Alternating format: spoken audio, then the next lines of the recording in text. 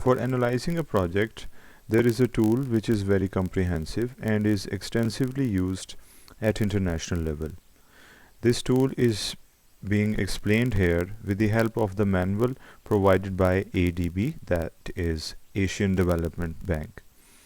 So the reference is Asian Development Bank's Manual of Logical Framework Analysis. This is the title of this tool, and the acronym for that is LFA. It is also known as Log Frame or Project Framework, but this is the most comprehensive title for it. And it is presented as a conceptual and analytical tool for understanding the sector analysis, project planning, and project appraisal. So it's a conceptual as well as analytical tool, because we'll be hair splitting here. We'll be delving deeper into the constituents of the things, and we will be getting into the details of the things. And it is conceptual as well, because there will be least amount of assumptions and everything will be logically developed.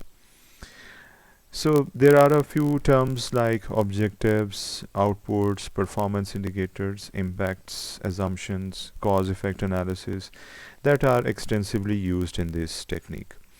So we should be clear about this. We know already about the objectives. Objectives deal with the main target of our project. Outputs are the outcomes of the project that are produced due to it. And then we have performance indicators that represent the various variables that we can measure and see if the situation of the sector is better or not, or it requires some attention in the form of some intervention. Then impact is a broader word. It means that we are talking at a greater scope and in a bigger magnitude, and it's about the effect of the project, and it's not limited, and it's a broader thing. That's why we call it the impact. And then we have assumptions. This is another important thing that we are forced to make, because we don't have control over all of the variables. There are some variables that are exogenous and we cannot control them. So we have to make certain plausible assumptions regarding them. And then we have cause-effect analysis, which is a universal phenomenon. And using this kind of analysis, we understand the problem and the causes of the problem, so that if we could fix the causes, then the problem will also be solved. Broadly speaking, in this process, we will systematically and logically analyze the sector performance. And once we analyze the sector performance in a systematic and in a logical way, we will be able to highlight the problems due to which we plan the interventions. And when we plan the interventions, we undertake those projects, and then finally we monitor the project implementation. So in this way, we can do this kind of analysis, which is known as logical framework analysis. But definitely a little bit of detail and some diagrammatical help will help us. There are certain steps in LFA, that is logical framework analysis. The first step is to assess the sector performance, as we were told. For that, what we do is we take the performance indicators and try to assess them. That will allow us to understand the contribution of the sector to the larger economy and to the quality of the life of people. So this will give us a broader understanding of the sector and how it is playing a role in the development of the economy and in the improvement in the lives of the people. For instance, some indicators for the sector performance can be mortality. In health sector, we can use it, and for the industrial sector, we can measure the productivity as a performance indicator. And also for the transportation sector, we can measure the traffic flows. And there can be multiple indicators. Even for health sector, there can be other performance indicators. For example, morbidity rates,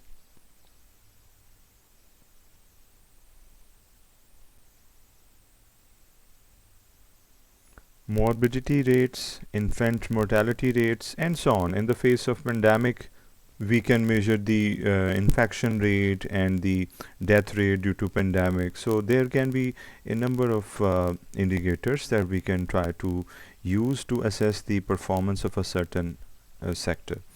So not just one, rather multiple indicators can be used for industrial sector as well as for the transportation sector or any other sector. And we know that each sector has its own set of indicators. Taken as a whole, they reflect the performance. So it's not just one, rather we can use all of them. And then we have the second step. Because we have surveyed all the performance indicators, now we are in a position to find out the problems lying in this sector, because there would be some indicators that would be suffering, so that can become a problem identified, and then we can come up with an idea which becomes an opportunity. So this is how we can do this analysis. That is the second step. Identified in relation to specific sector performance. As we will go ahead, we will see a certain example in which we will see that a certain sector will be chosen, out of which one of the indicators would be problematic. Example would be rising mortality rate, deteriorating productivity, increasing traffic congestion. All of these are problems. Actually, these are some performance indicators, but broadly speaking, these are problematic because they are going in a direction which is definitely not a good one. So they become the problem as well as the opportunity. So in the next step, we will try to understand the problem and we will construct a cause-effect tree for them. And that can help us to solve the problem, because if we can solve the core problem, then the sector on the whole can improve. Causative factors as well as consequent effects are mentioned in it. As you will see in the tree that we will observe in the upcoming slides, that we develop a tree in which the causative factors as well as the consequent effects will be there. The cause-effect relationship will be depicted. Diagrammatically presented in the form of cause-effect tree that I just mentioned, and we will see later on. Effects of the problem indicate its wider dimension and its impact on the economy. So effects can be multifarious and can be broad and wider in scope, because they can affect the whole economy, though they may be in one sector or one region, or geographically they can be limited as well. However, their effect can be national or macroeconomic in nature. Causative factors identify the variables influencing the problem and they provide the solution for it. So causative factor is actually the root cause of the problem that we should try to target. So when we target them, those problems, they are now our objective. The improvement in them is actually the objective that we are setting in our project. And for that, we convert the cause-effect tree into objectives tree, because we'll just simply mention the improvement in them in the same tree and it will become the objective. The problem will become objective. As I say here, that it is the conversion of the cause-effect tree. It provides the spectrum of possible actions that can be taken to address the problem or opportunity. It provides the spectrum of possible actions, because we can in the next step come up with some alternatives that how we can achieve this objective, and this will allow us to do so. So alternatives analysis can be done in the next stage. Various courses of possible actions are derived from the objectives tree. So we can come up with some alternatives, possible actions, and that basically is the fifth step, which is the alternatives analysis.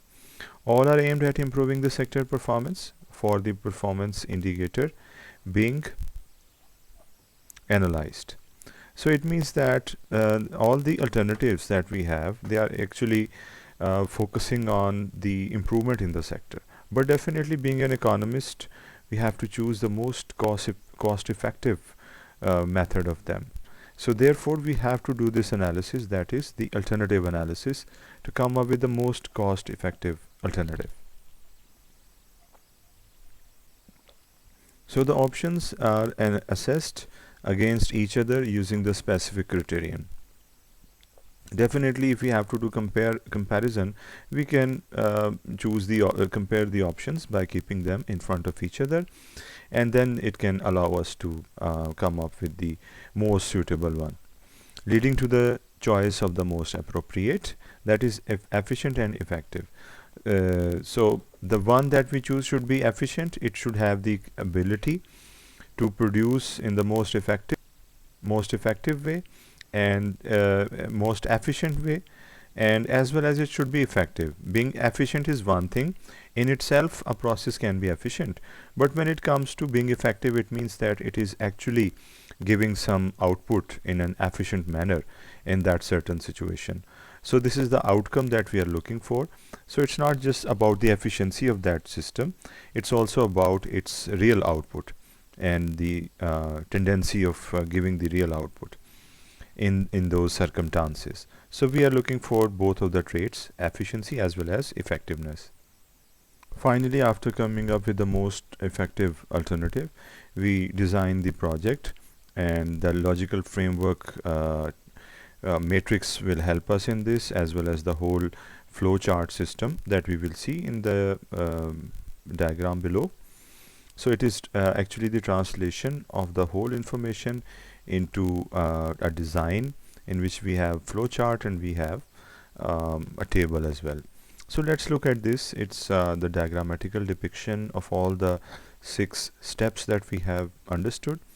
This is the first step, then we have second step, and so we have third step, and then we have fourth step, and then coming back upwards, it's fifth step, and then we have the sixth step. So if we focus on the first step, it is the same that we studied before. It is about the assessment of the sector, and for the assessment of the sector, we choose all the possible performance indicators. Here we have 5. So out of these 5, either of these can be problematic, or maybe more than one can be problematic, or maybe all of them can be problematic. However, in this certain example, we are assuming that indicator B is the one that is not in a good condition. So we have been able to identify the sector problem, and it becomes an opportunity for intervention for us. So we developed the cause-effect analysis for this indicator.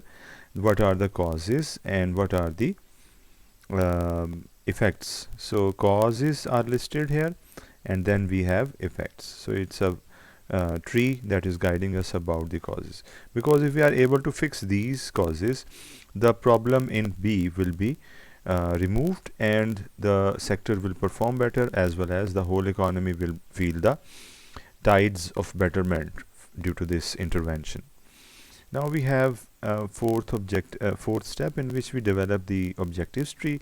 You can see it's very much similar to what we had in the cause effect tree, because it is actually the same thing, but it is converted into a kind of tree where we are improving the same things. That's our objective.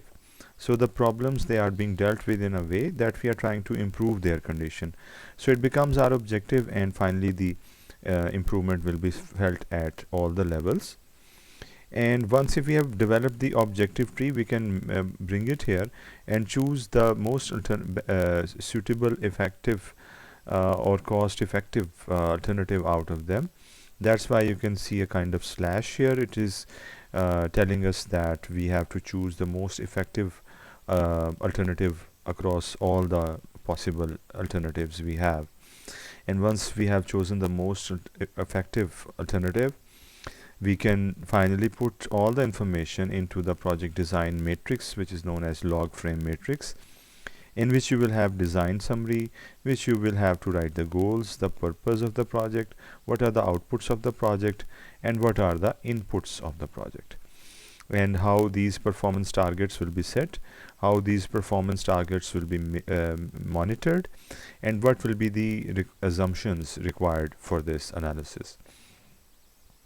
So this is the final matrix that we develop in logical framework analysis. So we should also try to understand one term properly, and that is the sector. Sector is something that we talk about. We talk about agriculture, we talk about services sector, we talk about industrial sector. However, there is a suitable definition provided by these two authors in this here that we can recall and try to be clear about what kind of sectors we are dealing with. It says that it's the matter of aggregation, and yes, it is. Under agriculture, we aggregate all the agricultural activities, and similar holds for industry as well as the services. And in principle, it can be fixed at any intermediate point between individual project and the national investment program. This is the national investment program. This is the project.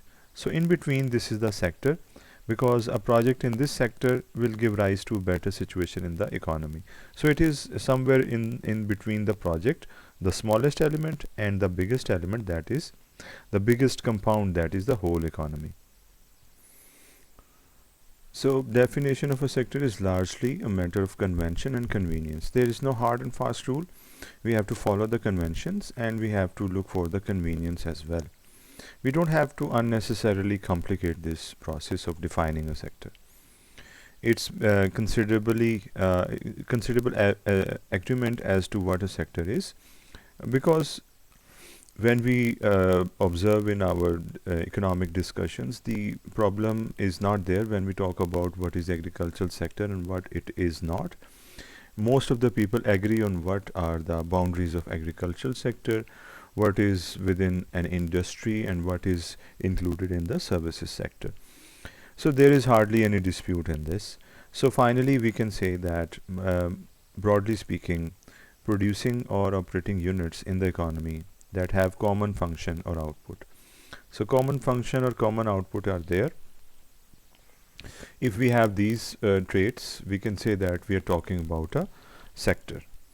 And these are the properties that we can observe in the following sectors: the finance sector, the banks, the leasing companies or other financial companies. They are there and they have similar functions or similar outputs.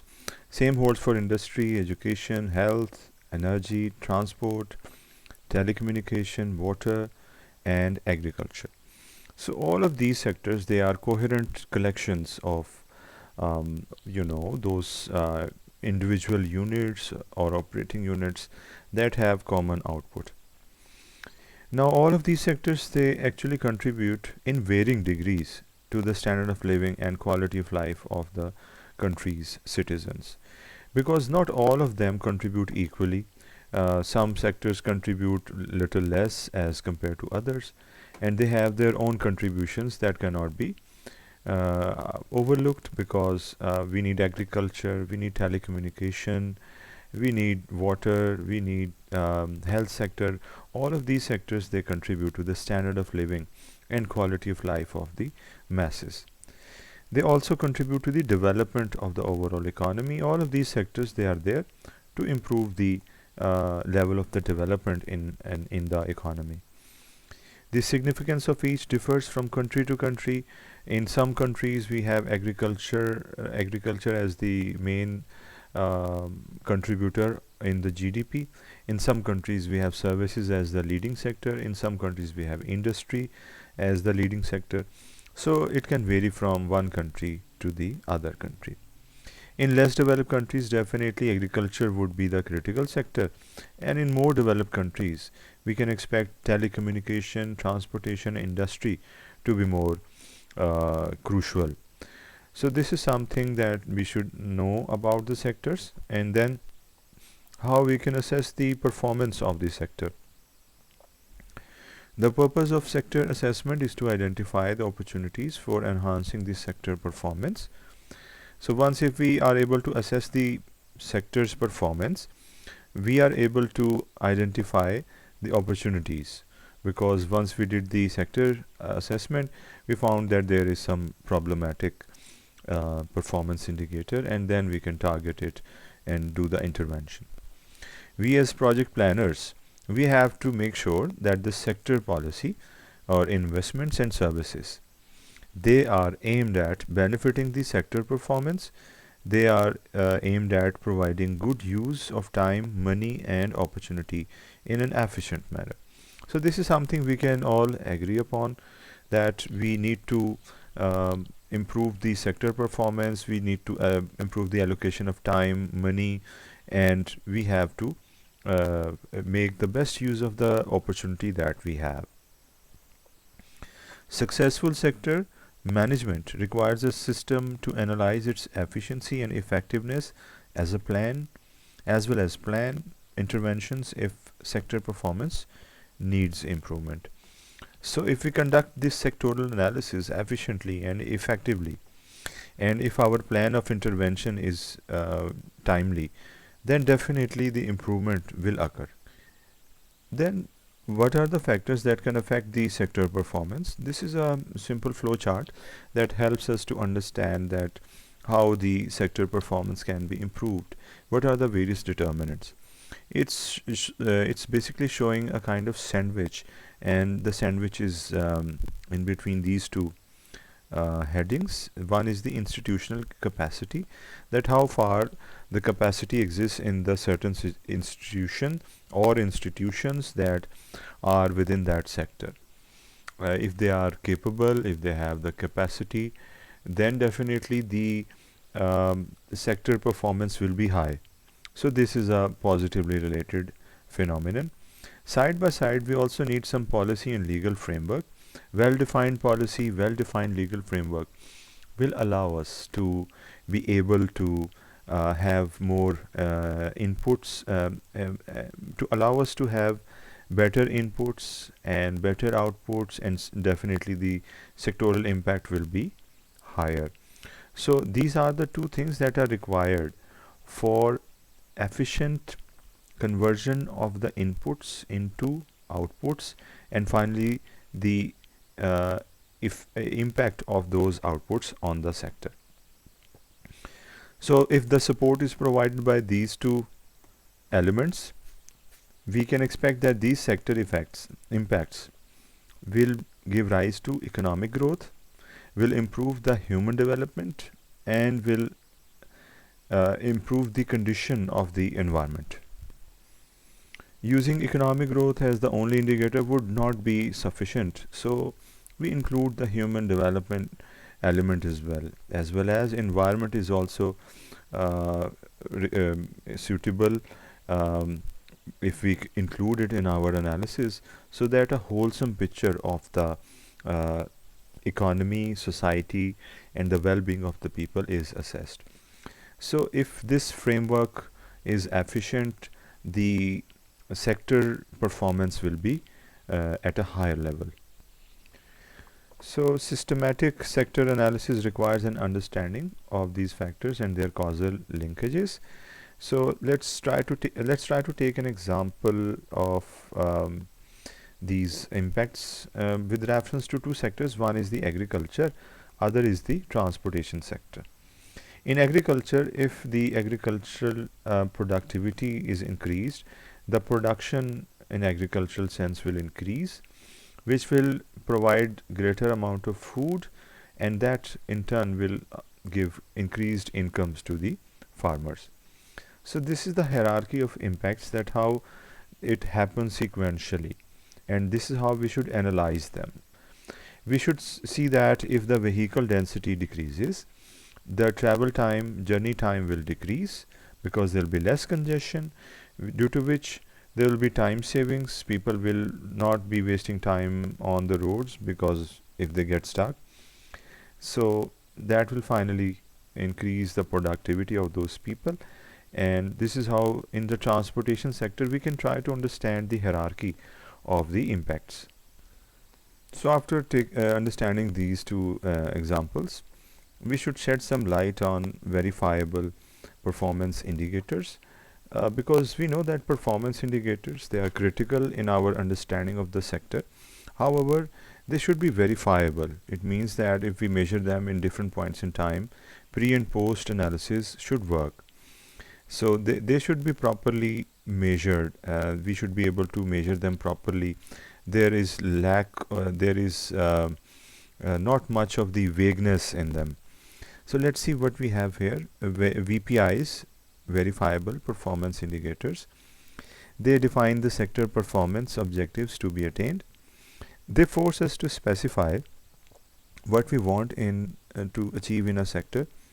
So using them will help us actually, not just force us in actually questioning ourselves that what is that we want from this sector, right? How we will recognize the success. Um, our ability to recognize that if we have actually achieved the success in getting the objective or not is something that we should do here, and VPI basically is there to help us to get answer to this question. And then evidence of the level of sector performance in terms of now again you see that we are talking about evidence because we want the verifiability that we have been able to actually achieve that performance level, or is there some change in the performance indicator. So in that we want to know that if the quantity is achieved, how much, if the quality is achieved, how well, and how much of the time is used by when, or when it will be completed in the future, and what will be the area or location that is where. So if we can answer these kinds of questions, then we can say that we are getting the evidence of the level of the sector performance. So you see it's not just one indicator that we are trying to indicate or use. It is the further depth of it, the quality, quantity, time, location, and all those things that we can investigate. And these VPIs also help us in developing a basis for monitoring and evaluating the sector, because it is something that will workable even before the project or during the project or even after the project. So during the project, for monitoring and evaluating purposes, when evaluation after the project, it will be still helpful because this is something which is a reliable or a verifiable performance indicator. So till now what we have done is we have tried to understand the basics of VPIs. However, we have to now develop the logical framework analysis flowchart, and that will be done in the second part of this video. Thank you.